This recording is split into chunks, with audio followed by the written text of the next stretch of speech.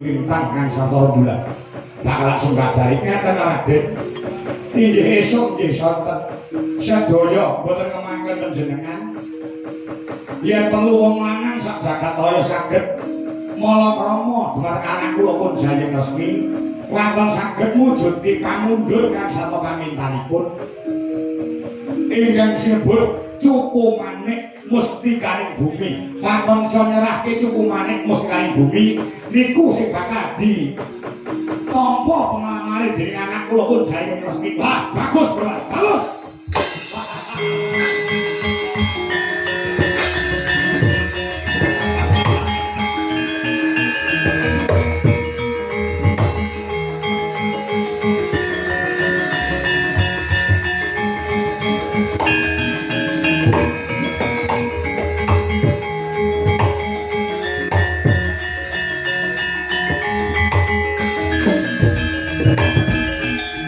Kala Pandhawa yuk gumulung manung siling sata Kurawa Kambah Gangesa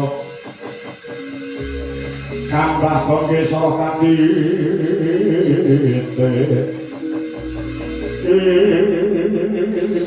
sing dicaluk Cupu Manik Mustikaning Bumi niku sing ngucap anak kula pun Jayeng Resmi kula yang boten mudeng kula yang boten ngerti Cupu Manik Mustikaning Bumi menika wujude kaya napa sing duwe sapa anakmu calon bojoku.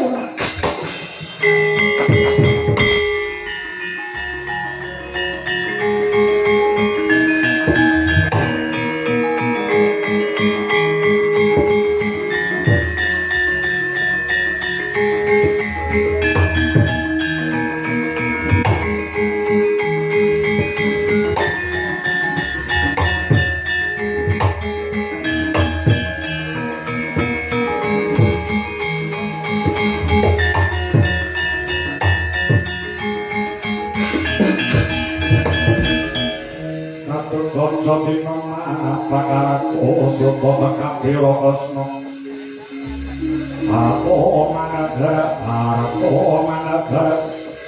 Puji sakti miro Tempat pripun den sampeyan ngerti Cupu Manik Mustikaning Bumi sing duwe sapa yen nyatane putramu putri Jayeng Resmi ngardeni bebono ya gene kok iki kena darani Mban Cindhe Mban Siladan lho rasane kok Cupu Manik Mustikaning Bumi kuwi sing duwe sapa kowe ngerti ora mboten nek kowe ora ngerti tak wenehi weruh penembakan sing duwe Cupu Manik Mustikaning Bumi kuwi Batari Pertiwi. Batari Pertiwi menika sinten? Ibune Kakang Buma Nrakasura. Iki mengko ora burung sing kasil Kakang Buma sing gagal wisanggeni. Mergo sing duwe Cupu Manik Mustikaning Bumi ya mung Batari Pertiwi. Iki apa-apa.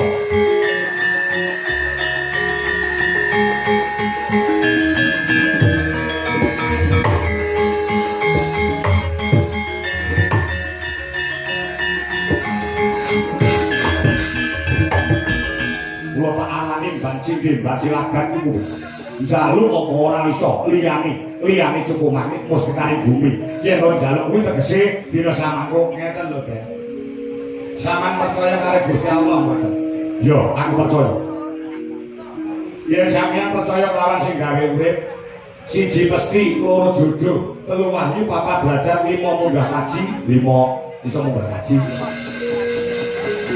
tegese jodhone manungsa menika sing ngatur sinten sing ngatur sing kuwasa nek pancen niku jodhone adik sampeyan Bambang misanggeni ora bakal kurang dalan misanggeni entuk Cupu Manik Mustikaning Bumi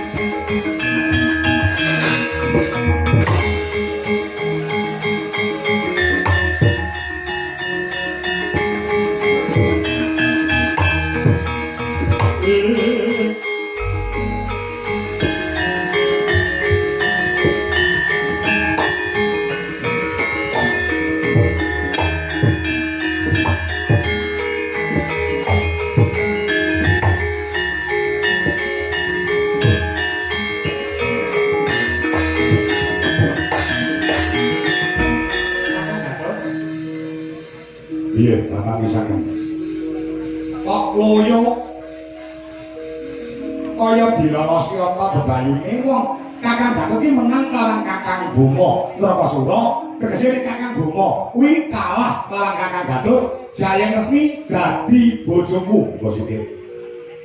Aja kesusu lekmu bungah, aja kesusu lekmu seneng. Lho, lah sebabe?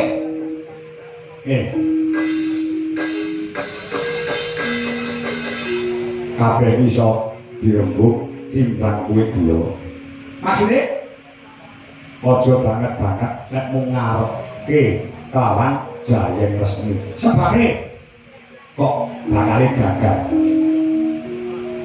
Mula dina samangko pomo kowe manut karo aku, lalekno Jayeng Resmi, pomo kowe tak golekne prawan ngrancang kene ngono. Sik ta? Kayak kaya dene pedang sama. Ini calon bojomu duweni penjaluk. Aku sing bisa mujuti. Oh sik ta. Aku tak ngomong sik. Calon bojomu duweni penjaluk, sapa wae ora ngomongake wis anggeni, ora ngomongake Kakang Bima Nrakasura. Sapa wae wong lanang iso ngrabi kalawan Jayeng Resmi, waton bisa nyerahke sing darani Cupu Manik Mustikaning Bumi. Kowe ngerti ora? Cupu Manik Mustikaning Bumi iki tek sapa? Dewa Betari Pertiwi kayangane Eka Pertala mapane ana jroning bumi. Yen ngono ora mung kimu gandeng Cupu Manik Mustikaning Bumi iki darbeke ibune Kakang Bima, ora mung diwehne Kakang Bima, ora mungkin kok diwehne wis aku. Kula dina samangko pupusan Bismu.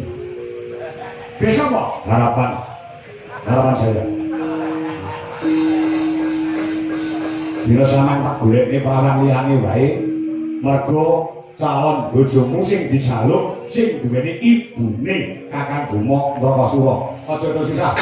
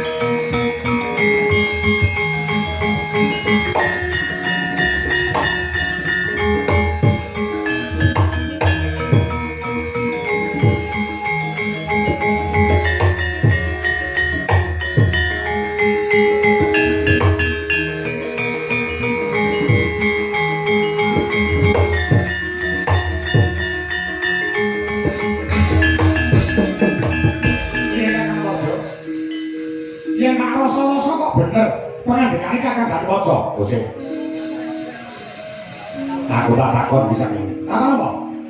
Kayangan Eka Pertala. Ya, Kakang dununge Wa Betari Pertiwi, ibune Kakang Bima Nrakasura. Eka Pertala iki matane nondi? Ana jroning bumi. Ana jroning bumi. Ya, Kakang Bima ki ora iso ambles bumi. Kakang Bima yen to bakal sowan ana rasane Siwa Betari Pertiwi ana ing Eka Pertala kudu mangan udakara 3 dina munggahe 4 dina mergo Kakang Bima ora iso ambles Bathara beda kalawan kakangmu Antarja.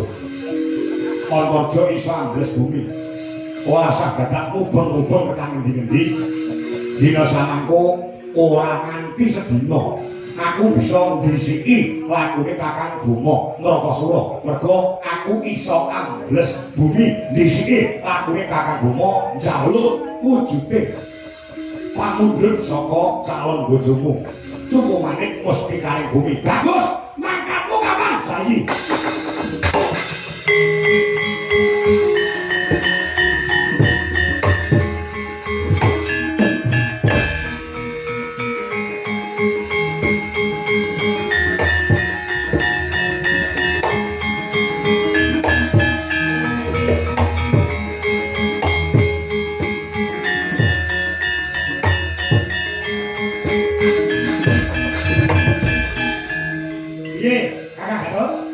Ya. Wah. Aku kok ora gagas yen to duweni kakang iso ambles bumi. Lah ya. Kakang bomo bakal kewirangan. Ning aja gumendhek kumalungkung. Kabeh mau dibudidaya ngancik mangsa kasana iki. Aja mung nek pengin duwe bojo ayu, aja mung enak-enak. Ndedonga makurbaning Gusti Kang Maha Kawasa, muga-muga lakune Kakang Antareja entuk gawe.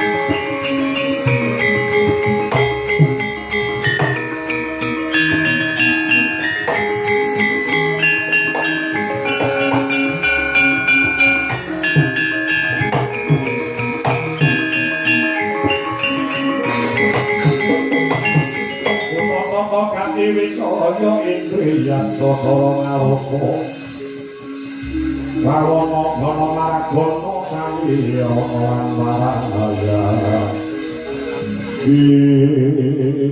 Kang Cakara wonten gawe kami padat mulus dalanku nggon bakal ngabi alam jaya asli lelipun kados pundi dina samengko calon bojoku jaluk cukupane musikaning bumi. Musikaning bumi iki sing duwe ibuku ya kuwi Kanjeng Ibu Betari Pertiwi.